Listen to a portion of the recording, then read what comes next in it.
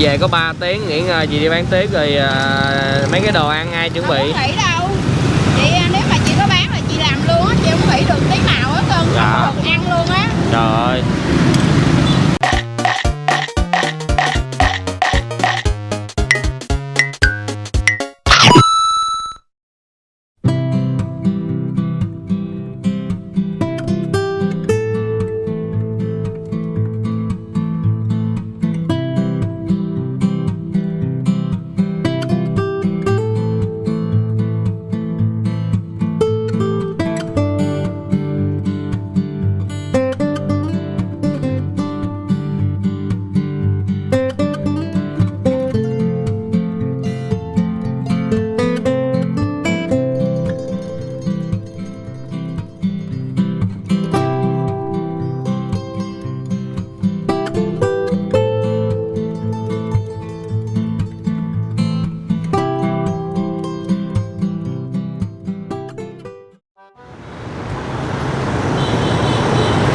Còn gì đâu người hỡi hết tiếng là thế. Mình phải đi ăn bánh mì mà thôi. Vì chỉ có bánh mì là ngon nhất. Chỉ có bánh mì là bánh mì. Xin chào cả nhà. Gia Phú rất vui được chào đón cô chú anh chị cùng tất cả các bạn đã đến với VnFood Travel. Chúc mọi người có một ngày thật là nhiều năng lượng. Hiện tại thì Phú đang ở địa chỉ là ngay trường trung học phổ thông Nguyễn Trãi nè, 364 đường Nguyễn Tất Thành, phường 18, quận 4. Ở đây có một gánh bánh mì khá là nổi tiếng. Giờ đây thì chị đã dọn chị bán, như là được biết là bán cố định luôn, đó là bánh mì bò lá lốp của chị Lan. Thì bây giờ mời cả nhà chúng ta sẽ qua tìm hiểu chị và thưởng thức bánh mì bò lá lốp của chị nha. Cũng rất lâu rồi, cũng có nhiều bạn cũng yêu cầu mình quay đó, nhưng mà mình chưa, ngày hôm nay mình mới quay được. Đây, bạn mèo đang quay hình ảnh để gửi cả nhà. Rồi, cả nhà đừng quên like, share cũng như là ấn vào nút đăng ký nha. Cảm ơn cả nhà rất nhiều.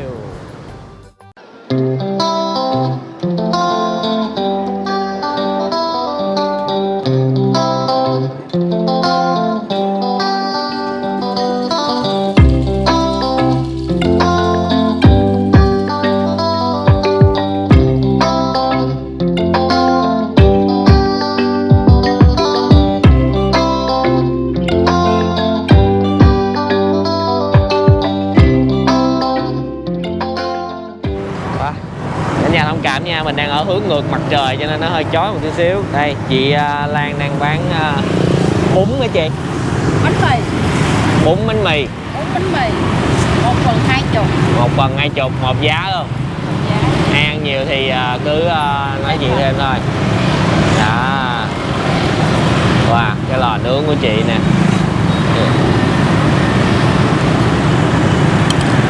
Ôi. Đây là thao mỡ hành phi,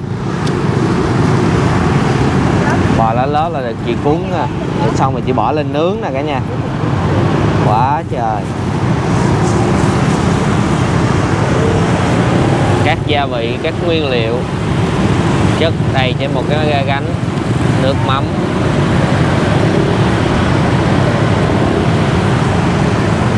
bì,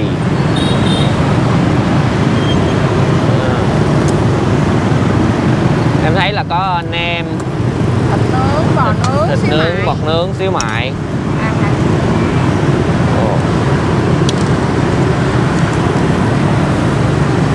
Có xíu mại cá bên đây ngoài nữa nè. Này Em có mỡ mì bì nữa. Rồi, 4 món mì bì. sốt đen, sốt tương đen.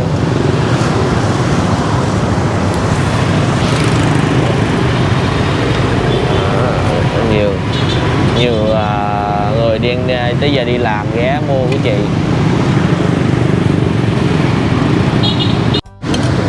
Đây, bánh mì bì.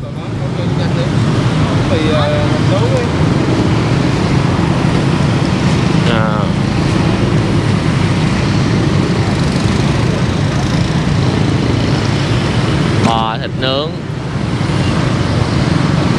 Bao nhiêu gỗ vậy? 20. Rồi, đó không? Sốt tương đen. Rồi. Làm quá nhanh tay.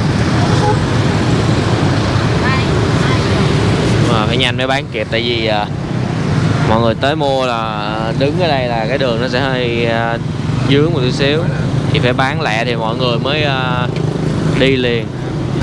Rồi nãy hai người giờ còn có mình chị à, giờ chị vừa nướng vừa bán luôn. Dạ món mình luôn, làm kịp luôn. Vậy là 6 giờ sáng là chị Lan dọn ra đây bán 5 giờ rồi, 5 chị giờ. bán từ 5 giờ. Wow. Thì em được biết là lúc trước Đợi chị được hả? Được không? Mày có đợi chị được không? Không, em lên nè. Em chỉ nghỉ được chút thôi. Em cũng nhiều hả chị? Rồi em chờ chị Lan tí đi.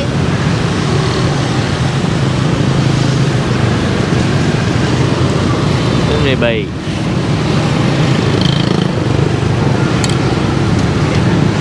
Món hành hành phi nhìn ngon ha cả nhà.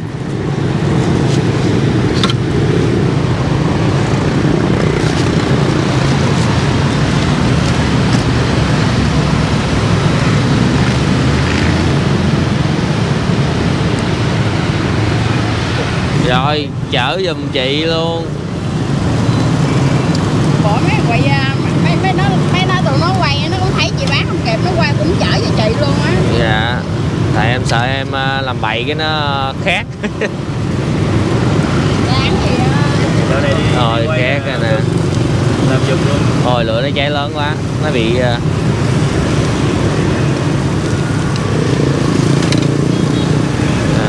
ơi. Mấy bà này là mình chuẩn bị buổi chiều tối hả chị? Trời ơi, lửa nó lớn quá nè. Gắp qua đây.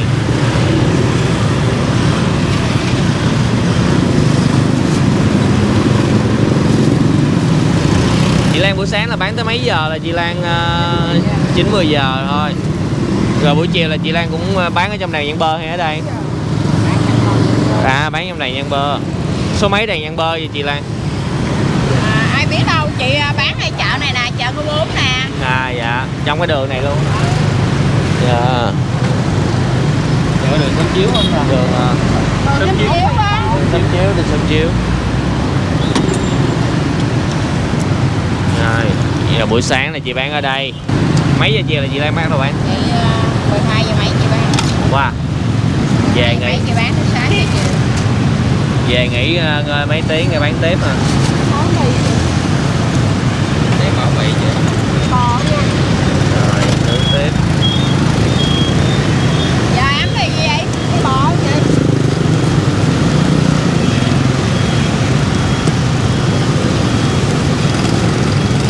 Về có 3 tiếng nghỉ ngơi chị đi bán tiếp rồi mấy cái đồ ăn ai chuẩn bị? Không nghĩ đâu. Chị nếu mà chị có bán là chị làm luôn á, chị không nghĩ được tí nào hết cưng. Dạ. Không được ăn luôn á. Trời ơi. Vậy là bán xong về chuẩn bị tiếp. Cái 9-10 giờ chồng chị đi chợ cái bắt đầu về Dạ. chị làm đồ ăn tiếp. 2 giờ mấy chị đánh cha nè. Trời ơi. Cái gái ăn gì con? Trả tiền. 2 ổ giờ 2 ổ.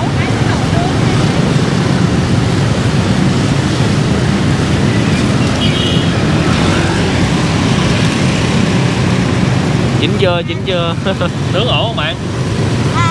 Không ổn lắm. Bạn nướng xong rồi bạn ăn luôn. Cái chói quá. Mà ngay nắng luôn.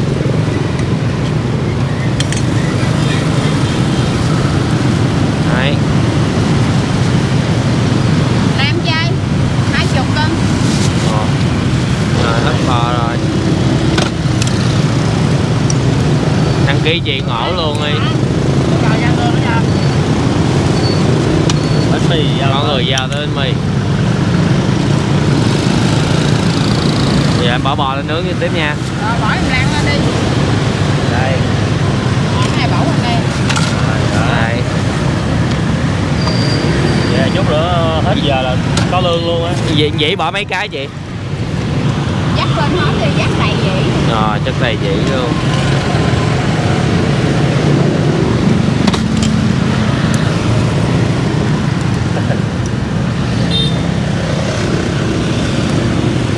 Này á, chắc này hàng á. Dạ. Chắc lường hàng á. Này chị Lan bán suốt luôn đâu có nghỉ ngày nào hả? Chị cũng nghỉ hoài chứ. Thì cái À. dịch xuân mà phải về đuối quá nghỉ. Đuối là nghỉ thôi. Cái chị đuối chị cũng nghỉ bán hả? Dạ. Đủ đêm đến sáng đuối có nghỉ bán luôn.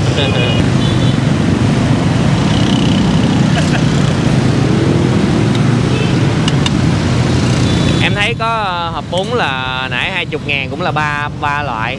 Có vừa có thịt nướng, vừa có bò với lại bì. Nhưng là tá lạ hết. Ai ăn gì thì cứ nói chị.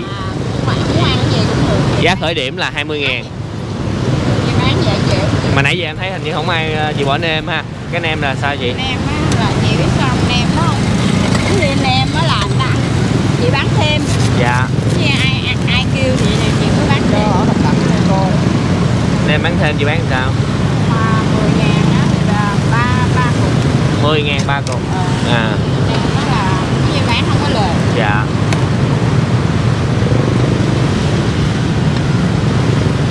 Đó.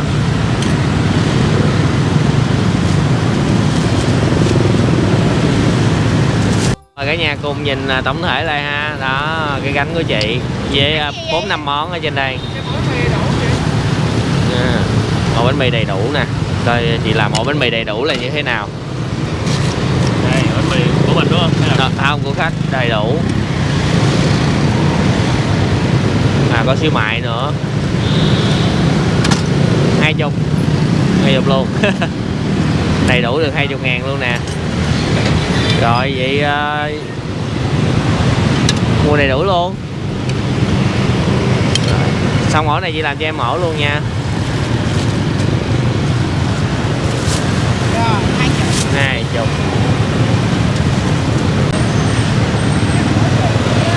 Rồi có luôn từ từ.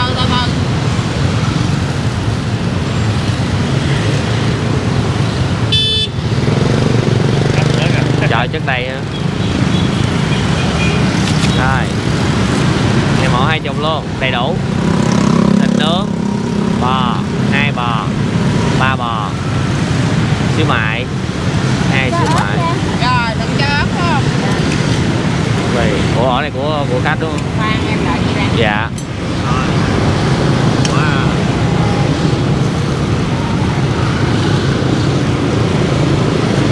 Giờ chị nắng quá chị cũng nghỉ bán chiều dài đó. Dạ. Bởi vì giờ nắng quá với lại bị hóc quá. Dạ. Chị dài chị nghỉ bán giấc chiều ăn Tết xong dài chị bán giấc chiều chắc cũng 1-2 ngày nữa chị bán lại. À. Hôm dài giấc chiều chị nghỉ bán á. Bữa giờ là chị bán buổi sáng thôi cả nhà. Hôm dài giấc chiều nghỉ bán đó. Biết sao không, bán về ở đây nắng phơ quá, hóc quá chịu không nổi. Dạ, đúng Rồi rồi. cái Bữa giờ trời rất là nắng luôn. đó về tính hôm dài tính vô cái dù da đó mà sợ đô thị. À là chị tính bán buổi chiều là chị ngồi để bán luôn. Không Ở trong. bán. Như là mẫu khách á. Ổ khách là ổ của mình. Chị mới đi nãy đi đêm trễ rồi. Một ổ đầy đủ 20.000, 2 bò. Thôi, sao có nem nữa? Có khuyến mãi nha. Đó, khuyến mãi kìa. Khuyến mãi nem nha cả nhà ơi. Khuyến mãi thật luôn á. Cái này bán đầy hơn người ta. Trời ơi sao không bán đúng? Sao bán đúng? Bán đúng đi chị ơi. Vì không bán đúng là người ta tới, người ta theo cái ổ của em đó.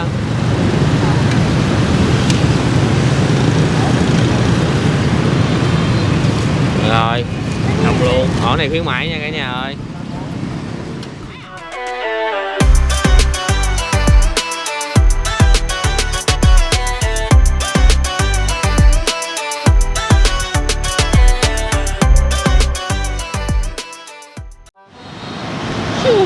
Ok, xong rồi cả nhà ơi. Nói chung là quay ngoài vỉa hè thì nó rất là nhiều thứ tác động cho nên cũng là khó. Nay là bị thiên thời nó không có rồi, tại bị mặt trời nó chói vô, nó sẽ hơi chói một xíu rồi cả nhà. Thì khó, mình cũng cố gắng mình điều chỉnh màu sắc rồi.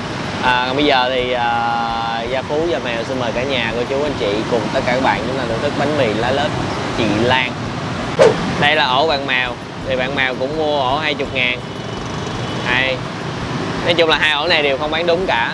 Thì chị có khuyến mãi thêm, mặc dù là mình có nói rồi mà chị nói thôi kệ không sao, cứ bỏ đi.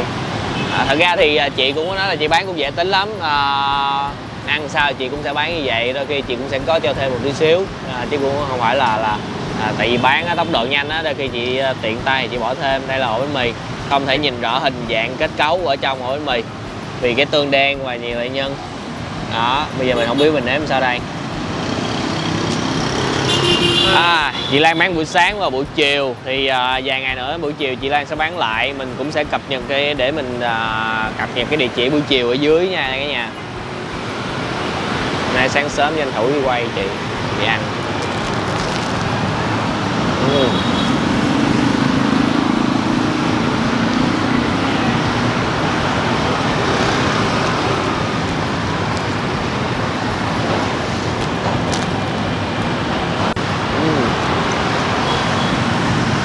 Chưa chịu được.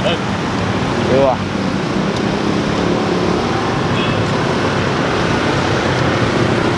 Nói chung á, nãy mà giờ mọi người mới thấy thì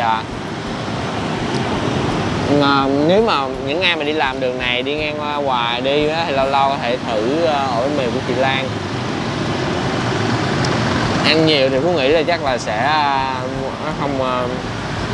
Nãy giờ mọi người cũng có thể thấy thì cái quầy của chị á, vị nướng, cái vị nướng nằm kế bên, thì những cái đồ ấy nướng thì đôi khi nó cũng sẽ bị một cái số than của những cái khác á, nó sẽ bay lấn tí xíu về đồ ăn. Đó, mình ăn đôi khi nó sẽ có một cái vị đắng đắng rất là thơm. Đầu tiên là cái nước mắm của chị rất là đậm đà, và cái này điều công nhận là nước mắm của chị rất là ăn ngon đó.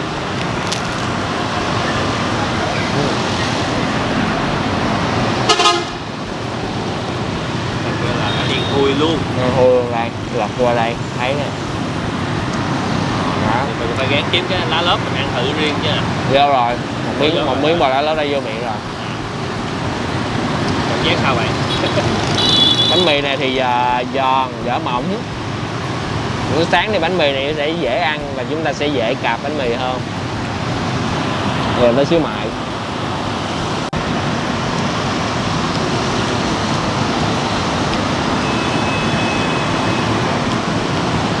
Xíu mại thì hơi bột.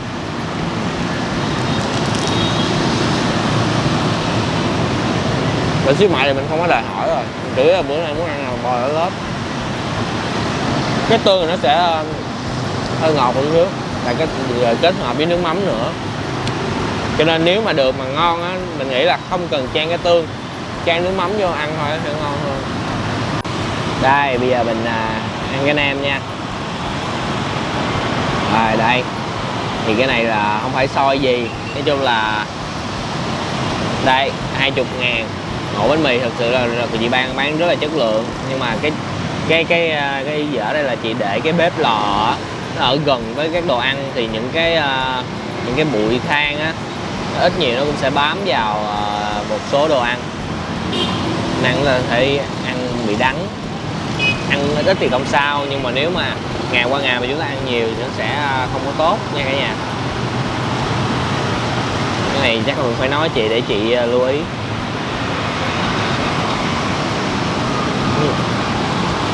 Nem chua, nem chất lượng á, mình bán 10.000 3 miếng. Mình khuyến mãi nhiều đồ ăn quá.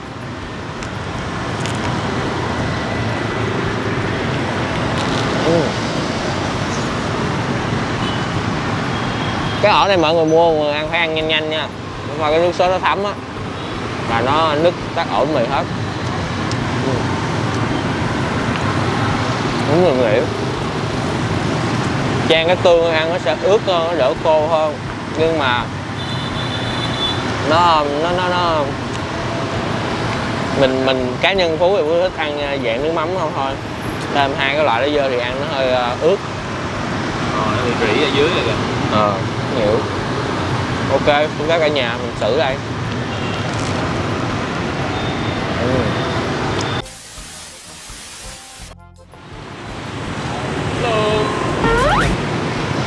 Xong, ngày hôm nay đã hoàn thành nhiệm vụ bánh mì bò lá lớp chị Lan. Nhưng mà phải nói thật sự là ổ bánh mì của chị Lan bán ăn rất là chất lượng về các nguyên liệu.